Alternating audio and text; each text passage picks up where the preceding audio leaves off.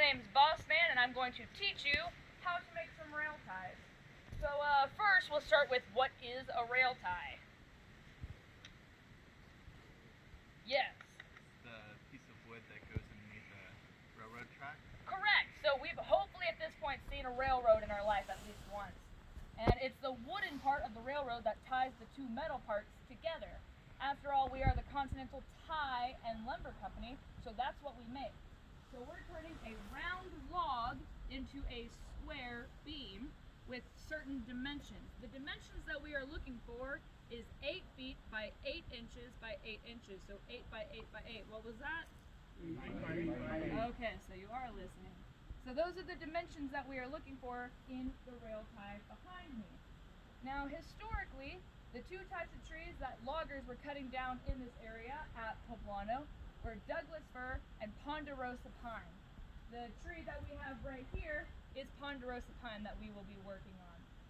So I'm going to show you how to use some of these tools and then we'll get started.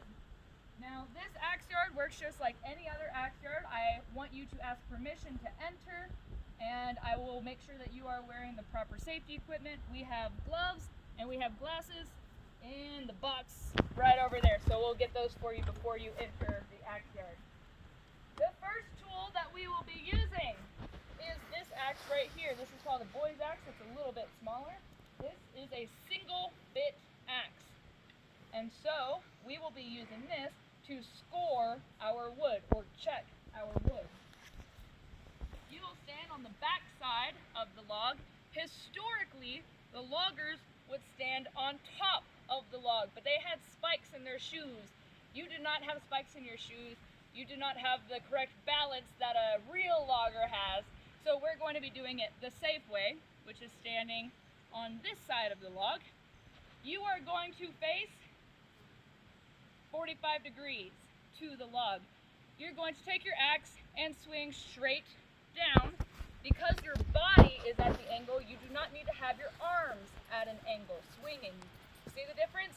Straight down versus swinging like this? Yes. So you're going to have your body 45-degree angle and you're going to swing down. Why do we want to do this? Just because. Wow, great guess, but you're wrong. Next. Maybe if like you're swinging it not straight down, you might hit yourself. Yeah, but why are we cutting the wood? Why are we adding scores? To make it easier to remove later.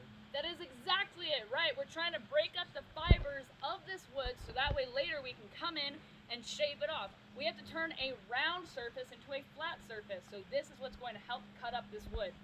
So you're going to start at the end, make your cut, and you're going to go down swinging like this, because you don't want to keep going at the same spot over and over and over again.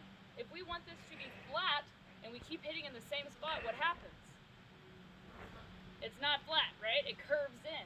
So you want to make sure you're working your way all the way down the log as you go.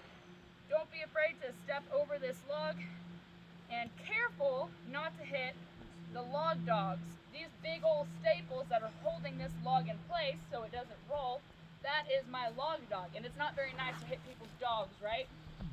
Yeah, it's not very nice. So another reason beyond just it's not nice to hit people's dogs, you don't want metal hitting metal to where it can ding off, and you don't want to damage the log dog, you don't want to damage your leg. So this is the first tool that we will be using. The second tool we will be using is this broad axe. Now, what do you notice about this broad axe? It's wide.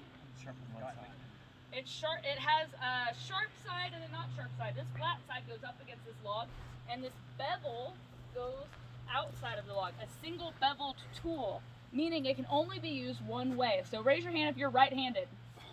Raise your hand if you're wrong-handed. If you use this tool, you still have to use it the right-handed way because it can only be used one way. So I'll show you how to use this tool again whenever we get to it.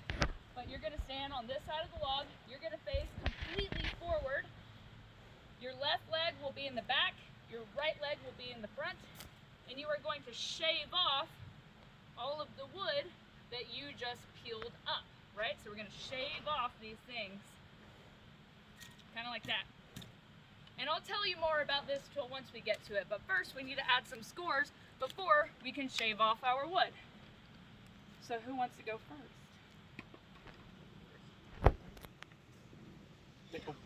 Permission to enter. That was a test, and you almost failed, but you're good. You come in. And then we'll get you